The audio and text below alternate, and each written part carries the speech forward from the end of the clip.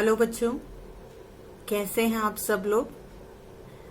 जैसा कि आप सब लोगों को पता है कि ग्रामर में हम लोग टेंस पढ़ रहे थे और जब तक स्कूल बंद नहीं हुए थे तब तक हम लोगों ने फ्यूचर टेंस तो पूरा खत्म ही कर लिया है, लेकिन लास्ट टाइम तक बच्चों की संख्या कक्षा में बहुत कम थी।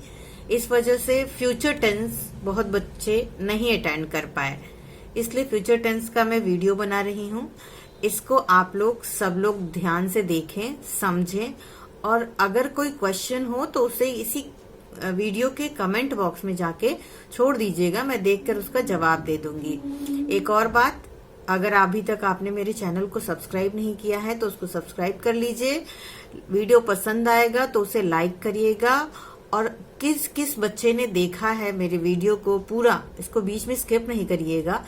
पूरा वीडियो जिन जिन बच्चों ने देखा है वो कमेंट बॉक्स में अपना नाम भी भेज दीजिएगा, नाम और क्लास कि आप कौन सी कक्षा में पढ़ते हैं और आपका नाम क्या है। ठीक है, तो चलिए वीडियो शुरू करते हैं। फ्यूचर टेंस यानी कि भविष्य काल, इसकी पहचान क्या है। ये जो इसमें जो हिंदी के सेंटेंस होंगे उसके लास्ट में गा, गी, गे शब्द आएंगे। जैसे वह नहाएगा, वह खाएगी, वे दौड़ेंगे, वो पहाड़ पे चढ़ेंगे, हम दिल्ली जाएंगे। तो लास्ट में आप देख रहे हैं सब में गा, गे, गी इस तरह के शब्द आ रहे हैं। इसका हेल्पिंग वर्ब क्या है। हेल्पिंग वर्ब है विल और शैल। यहाँ मैंने आई और वी लिख दिया है शैल के बगल में। इससे आप इस बात का ध्यान रखिएगा कि शैल हमेशा आई और वी के साथ ही प्रयोग होता है, या इसको ऐसे कह लें कि आई और वी के संग हमेशा शैल का प्रयोग होगा, बाकी सब के साथ विल का प्रयोग होता है। तो बहुत छोटा सा ध्यान रखने वाले, बहुत छोटी सी ध्यान रखने वाली बात है कि जब भी आई यानी मैं या हम वी आएगा तो हम उसके संग हमेशा शैल का प्रयोग करेंगे, बाकी कुछ भी सब्जेक्ट होगा उसके संग विल का ही प्रयोग होता है। हेल्पिंग वर्ब देख लेते हैं। इसमें जो वर्ब होता है वो वर्ब का फर्स्ट फॉर्म इस्तेमाल होता है। अब पहले हम अफर्मेटिव का एक एग्जाम्पल लेंगे। जैसे हम आप लोगों को एक और चीज बताना चाहेंगे। जैसा कि हमने आप लोगों को पहले ही बता दिया है सारे टेंस शुरुआत करने से पहले कि जो भी अफर्मेटिव सेंटेंस होंगे, ठीक है, अफर्मेटिव जो सेंटेंस होते हैं उसकी जो सेंटेंस फ्रेमिंग होती है वो होती है, सबसे पहले हम सब्जेक्ट रखते हैं, उसके बाद हेल्पिंग वर्ब रखते हैं, उस टेंस का जो भी हेल्पिंग वर्ब होता है, उसके बाद मेन वर्ब रखते हैं यानी मुख्य क्रिया, उसके बाद ऑब्जेक्ट रखा जाता है। ठीक, helping verb H V stand for helping verb, M V stand for main verb यानी मुख्य क्रिया। और अगर यही जब निगेटिव हो जाता है सेंटेंस, जब निगेटिव हो जाता है तो बहुत छोटी सी बात ध्यान में रखने लायक है कि यही subject, helping verb, main verb, object रहता है, बस हेल्पिंग वर्ब के ठीक बाद हमको नॉट बढ़ाना होता है। तो क्या हो जाएगा, subject, helping verb, not, main verb and then object. ठीक, अब इंट्रोगेटिव भी देख लेते हैं। इंट्रोगेटिव यानी प्रश्नवाचक, प्रश्नवाचक जो सेंटेंस होते हैं जिसमें प्रश्न पूछा जाता है वो ये दो प्रकार के होते हैं। पहला, जिसमें इस जो सेंटेंस होता है वो क्या से शुरू होता है और इसका उत्तर हमेशा हाँ या ना में होता है। जैसे क्या तुम नहाओगे, तो उसका उत्तर आपको मिलेगा हाँ या ना।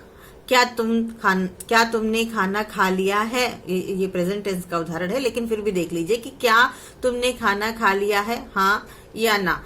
यानी ये जो क्वेश्चन वाले जिसमें शुरू में सेंटेंस की क्या आता है, इसकी जब इंग्लिश बनाई जाती है तो इसमें जो भी हेल्पिंग वर्ब होता है टेंस के अकॉर्डिंग वो सबसे पहले आ जाता है। इसलिए हम इस टाइप को कहते हैं स्टार्टेड विथ हेल्पिंग वर्ब।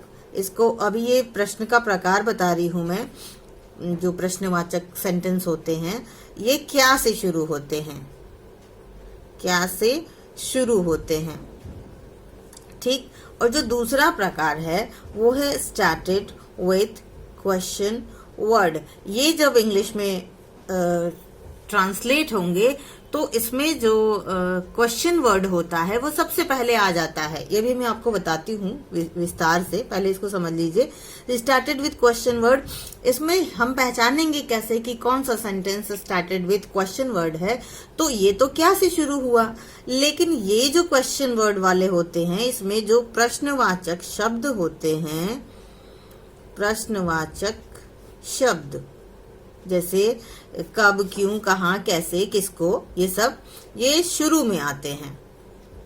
शुरू में, सॉरी गलत बोल दिया मैंने, ये प्रश्नवाचक जो शब्द होते हैं ये वाक्य के बीच में आते हैं, बीच में आते हैं। ठीक है, अगर क्या शब्द वाक्य के बीच में आया, जैसे तुमने क्या खाया है या तुम क्या खाओगे, तुम्हारे लिए क्या बनाऊं, अगर ये बीच में आता है क्या शब्द तो वो इस कैटेगरी में आएगा, ना कि यहाँ।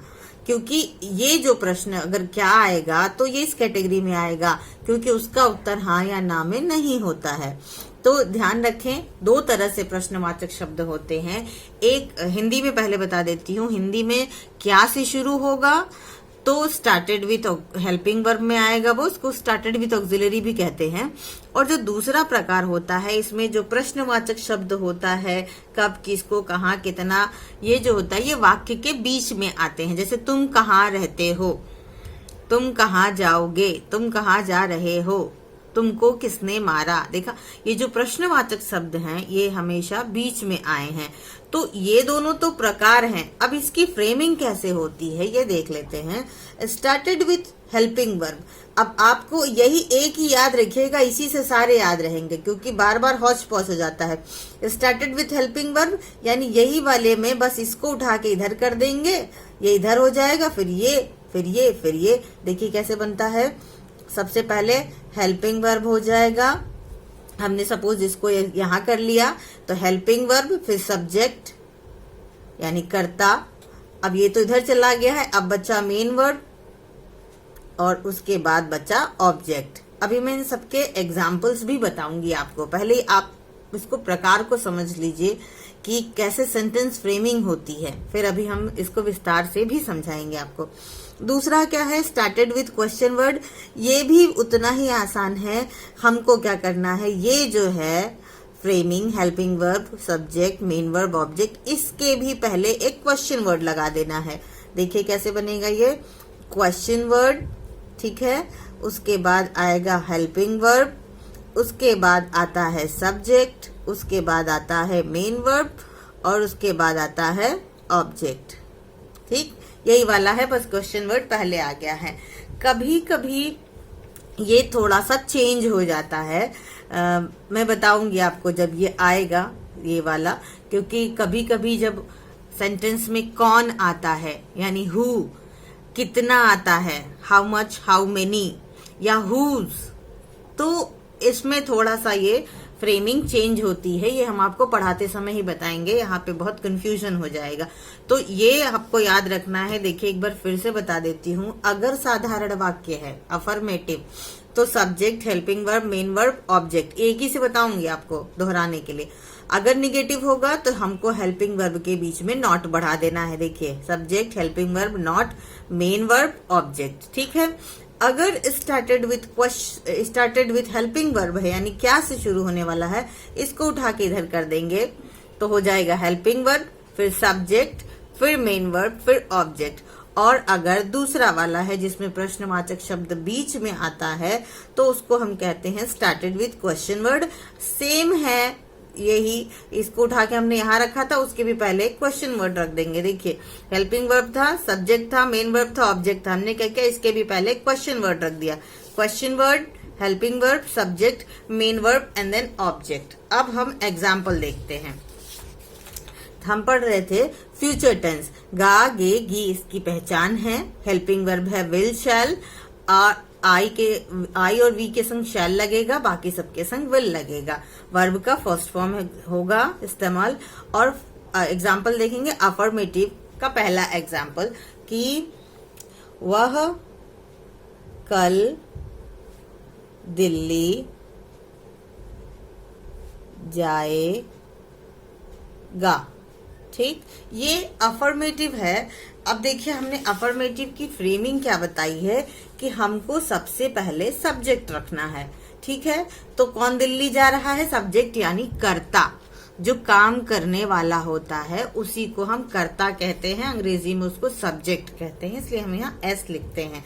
तो वह कौन दिल्ली जा रहा है? वह तो लड़का है, हाँ, तो ही। ठीक, अब हेल्पिंग वर्ब रखेंगे। हमने आपको बताया कि अगर आई और वी रहेगा तो शैल, नहीं तो विल, तो हमको विल लिखना है यहाँ पे, ही विल। अब क्या रखना है हमको? हेल्पिंग वर्ब भी हो गया। अब हमको मेन वर्ब रखना है। क्या करेगा वो? जाएगा। ही विल, और वर्ब का फर्स्ट फॉर्म लगना है, तो ही विल गो। कहाँ जाएगा? ऑब्जेक्ट हमको चाहिए। ऑब्जेक्ट होता है ना कि आप जो सेंटेंस है उससे प्रश्न करिए तो आपको ऑब्जेक्ट मिल जाएगा कि वह दिल्ली जाएगा। वह कहाँ जाएगा? दिल्ली। तो दिल्ली क्या है? हमारा ऑब्जेक्ट है, तो हम लिखेंगे दिल्ली। लेकिन एक चीज यहाँ छूट रही है, जब हमारे पास कोई नियत स्थान होता है जिसको डेस्टिनेशन कहते हैं इंग्लिश में, कि हम दिल्ली जाएंगे, हॉस्पिटल जाएंगे, अस्पताल जाएंगे, स्कूल जाएंगे, जो भी है, जिस जगह हम जाएंगे उसके पहले प्रीपोजिशन टू का प्रयोग हमेशा होता है। तो he will go to Delhi. अब ये सेंटेंस पूरा हो गया। अब देखिए framing, subject he, helping verb will, main verb go, क्योंकि फर्स्ट फॉर्म लगना है इसलिए गो, और उसके बाद ऑब्जेक्ट कहाँ है? दिल्ली, वह दिल्ली जाएगा। ठीक है, अगर हमको इसको निगेटिव बनाना हो तो हमने आपको बताया subject, helping verb, not, main verb, object. अगर इसको हमको निगेटिव में देखना है, निगेटिव, तो क्या हो जाएगा कि वह दिल्ली नहीं जाएगा। He will not go to Delhi. सही है, ये आपका निगेटिव हो गया। कुछ नहीं करना है, बस हेल्पिंग वर्ब के ठीक बाद नॉट बढ़ा देना है। इतना आप लोगों को समझ में आया? तो कमेंट बॉक्स में बताइएगा कि कहाँ तक समझ में आया और कहाँ तक नहीं समझ में आया। अब जो इंटरोगेटिव है, इसमें हमने आपको बताया कि स्टार्टेड विथ हेल्पिंग वर्ब क्या से शुरू होने वाले, तो हम देखेंगे इंटरोगेटिव का एग्जाम्पल।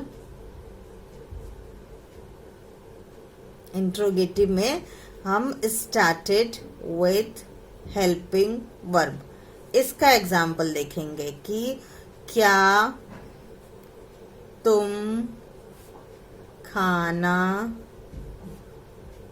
बनाओगी? क्या तुम खाना बनाओगी? ये प्रश्नवाचक शब्द है। देखिए ये यहाँ पे क्या पहले आया है, हमने आपको बताया था अगर क्या पहले आएगा तो हमको हेल्पिंग वर्ब को शुरू में रख देना है। कैसे बनेगा ये?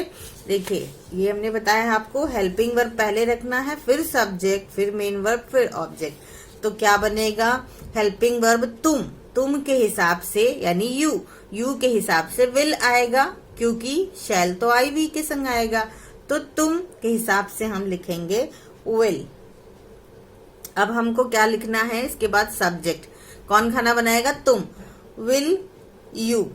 मेन वर्ब क्या है? खाना बनाना, विल यू कुक। ठीक है, क्या बनाना है? ऑब्जेक्ट क्या बनाना है? खाना, will you cook food, question mark.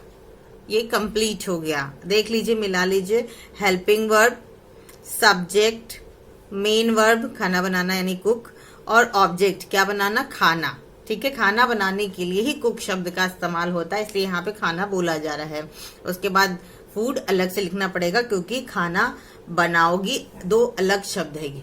ठीक, तो ये आपका पूरा हो गया। अब देखेंगे कि जो दूसरा वाला प्रश्नवाचक वाक्य का जो दूसरा उदाहरण है, यानी कि स्टार्टेड विथ क्वेश्चन वर्ड, ये कैसे बनता है? ये बनेगा कि तुम शिमला कब जाओगी? तुम शिमला कब जाओगी। ठीक है, देखिए गी गी गा ये सब सेंटेंस आ रहे हैं ना बीच में। तो सबसे पहले हमको क्या लिखना है, देखना है, ये इंट्रोगेटिव है और प्रश्नवाचक शब्द यहाँ पे है। तो इस प्रश्नवाचक शब्द को हमको सबसे पहले लिखना है, क्योंकि स्टार्टेड विथ क्वेश्चन वर्ड लिखा ही है, ये दूसरा प्रकार है। तो कब की अंग्रेजी होती है व्हेन। ठीक, ये हो गया।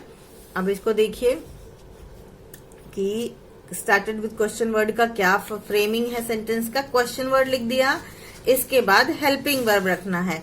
तुम के हिसाब से यहाँ पे आएगा विल, व्हेन विल। अब क्या देखना है, सब्जेक्ट, कौन जा रहा है, तुम, when will you.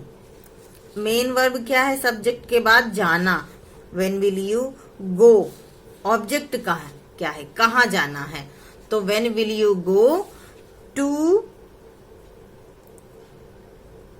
Shimla, question mark. समझ में आ गया, question word, helping verb, subject, main verb and then object. अगर ये वाला हम आपको एक तरीका और बताते हैं, अगर ये आपको थोड़ा सा कंफ्यूजिंग लगे तो इसको क्या करना है कि क्या शब्द को एक बार ढक लीजिए। ठीक, तुम खाना बनाओगी। ठीक है, तुम खाना बनाओगी। इसको हम इस पे रफ पे बना के दिखाते हैं आपको, ये दूसरे तरीके से कैसे बनेगा। क्या तुम खाना बनाओगी, एक तरीका दूसरा है, लेकिन इसको पहले आप रफ में करिएगा, उसके बाद फेयर में करिएगा। मान लीजिए हम नहीं डिसाइड कर पा रहे हैं या नहीं समझ आ रहा है, तो इसको सीधे सीधे इसको थोड़ी देर के लिए भूल जाइए। हम इसको बनाएंगे, तुम खाना बनाओगी, यू विल कुक फूड। ठीक, ये बन गया हमारा सेंटेंस। अब आपको क्या करना है, क्वेश्चन वर्ड को, सॉरी हेल्पिंग वर्ब को उठा के यहाँ रख देना है, विल। ठीक, अब ये बन गया हमारा, विल यू कुक फूड। देखा, आसान है बहुत। ठीक है, तो आज हम लोगों ने ये सारे देख लिए। हम सबके एक एक एग्जाम्पल दे रहे हैं आपको, आप इसको करके और हमें इसी वीडियो के कमेंट बॉक्स में भेजिएगा। ठीक है, ताकि मैं देखूं कि कितने लोगों का सही बना है। ठीक, तो पहला लिख लीजिए, हम आपको दे देते हैं होमवर्क।